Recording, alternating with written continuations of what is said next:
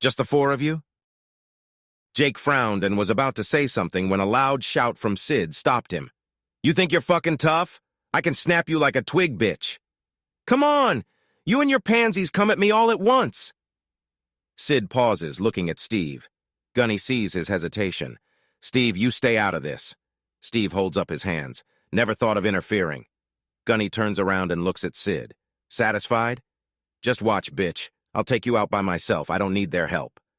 Jake's thinking, shit, she's going to kill him. Before Jake can intercede, Sid charges Gunny. As soon as they closed with each other, Sid's eyes went big, and he yelped while grabbing his groin. Falling to his knees, a pain-stricken Sid gasps, Don't just stand there, get her!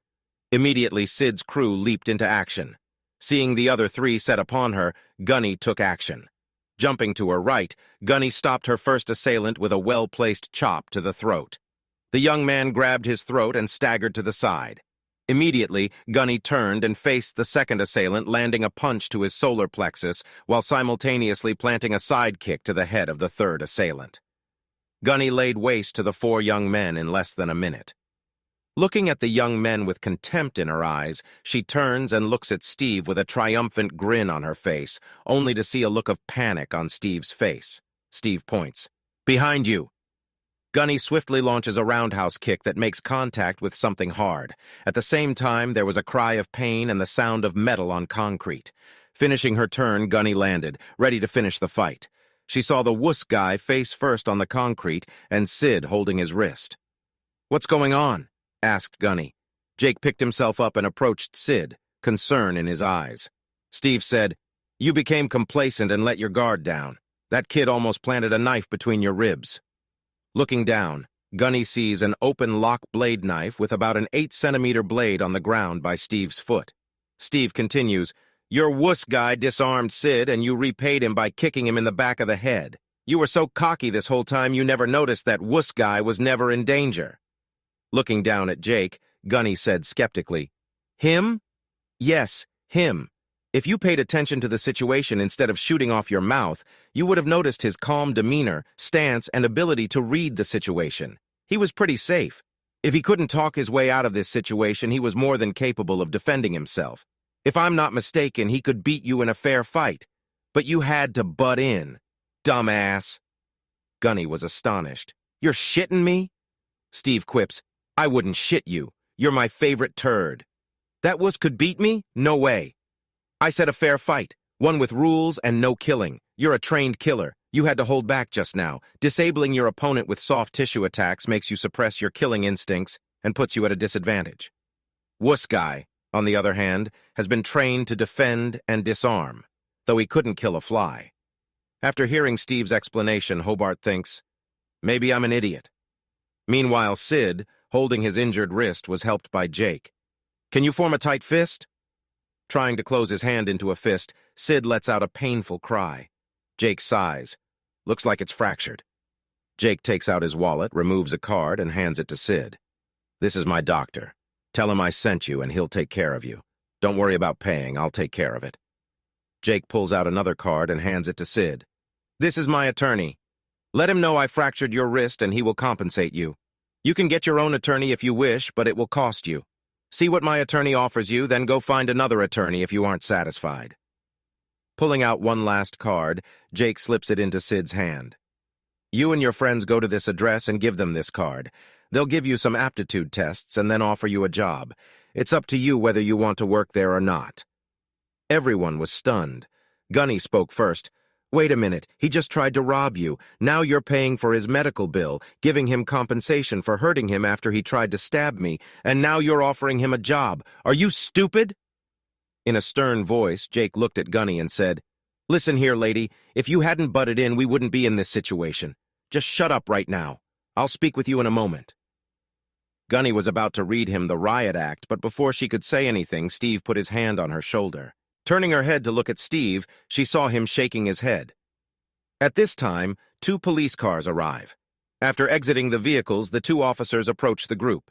Officer Gillespie, the senior of the 2 officers, asked, Who wants to tell me what's going on here?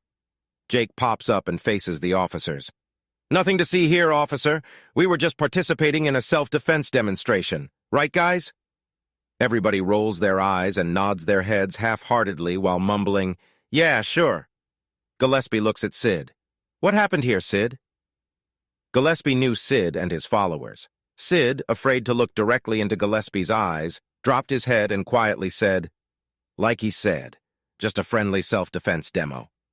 Gillespie said, "Demo, huh? What happened to your wrist?" "That's my fault, officer," Jake said. "I was showing them how to disarm someone with a weapon, and I applied too much force." "Weapon? What weapon?" asked Gillespie. Everyone froze. "Oh shit, the knife!" Steve spoke up. "There was no real weapon, it was imaginary." Jake looks at Steve standing at ease, casually looking around. Jake looks down to see Steve's massive boot covering the knife. Looking back up, Jake sees Steve glance at him, followed by a wink and a smile. Drawing out his words, Gillespie said, "I see." Then he looks at Jake, Gunny, and Steve. "Let's see some ID." Steve and Gunny look at Gillespie and shake their heads. Gillespie said over his shoulder to the other officer, "Frank, go get the scanner." "Sure thing, Jack." Gillespie looks at Jake. Jake hands over his ID. Gillespie was looking at the ID. "Jacob Stanley, I see you live around here. What do you do?" "I own an energy company," Jake said calmly. Looking at Jake, "Have we met? You look familiar?" Jake chuckles. "Sorry, officer. I am sure we have never met before." Hearing Jake's name and that he owned an energy company, Steve snapped his head around and stared at Jake. Seeing Steve's actions, Jake shakes his head at Steve, his eyes begging him to stay quiet. Steve smirks and says nothing. The officer returns and scans Gunny's and Steve's retinas with the scanner. "Sandra and Steve Stewart." Looking at the two, the officer said while shaking his head, "Siblings? Go figure. No criminal record, no warrants, no address. Are you two passing through?" Gunny speaks up. "We're here to see someone, Anthony Martin. Do you know him?" The officer looks at her with disdain. "Yeah, right. There's 250,000 people in Ricasso. What are the chances of me knowing him? Look him up on the grid." Gunny was grasping at straws. She and Anthony were comrades 20 years ago. Anthony was her mentor and taught her how to survive in combat. She admired him greatly and aspired to be like him. When Anthony retired, he told her to come to Ricasso and look him up if she needed a job. He wanted to open a cafe and relax during his retirement. After retiring herself, she and Steve were living off her meager pension. No one would hire Steve, and she couldn't abandon her little brother. In desperation, they came here hoping to find a job. However, there was no Anthony Martin listed anywhere in the city. Gillespie looked at Sid. "Do you need an ambulance?" Looking at the business card Jake gave him earlier. "No thanks, I have a doctor." Looking hard at Jake, the officer handed Jake his ID back. "I know I've seen him before." Using his command voice, Gillespie started to chastise everyone. "Okay, break it up. I don't know what went on here, but I'll be watching all of you. Don't let—" Gillespie stops in mid-sentence and looks at Jake while thinking, "Jacob Stanley, the richest person alive and owner of Q Science, the wealthiest company globally. Q Science had offices in this city at the address on the ID he just looked at." Breaking out in a cold sweat, Gillespie stammers, "Frank, we're done here. Let's go. You folks, have a nice day." Then he abruptly turns and walks away. A stunned Frank quickly follows. "Jack, what's going on?" Jack whispers, "Just walk away. I don't know what's happening here, and I don't want to know. There will be no report on this. Got it?" "Can you at least tell me what's going on?" Jack whispers, "Jacob Stanley, the richest person in the world, is riding a bike in our city. Doesn't that look suspicious? Look at the two with him. Military types, no doubt about it. No criminal record, no warrants, no address. Again suspicious." Jack's imagination was running wild, finding conspiracies where there were none. Frank whispers back, "Do you think it's some kind of clandestine government operation?" "I don't know, I don't care, and I don't want to know. If you know what's good for you, you will forget this ever happened. We were never here." The surprised group watched the officers rush to their cars and quickly leave. Gunny said, "What was that just now?" Jake and Steve had an idea of what had just happened, but they remained quiet. Steve spoke first. "My, that was odd," while looking at Jake. Jake lets out a dry cough. "Maybe they had to go make an urgent nature call?" Steve rolls his eyes.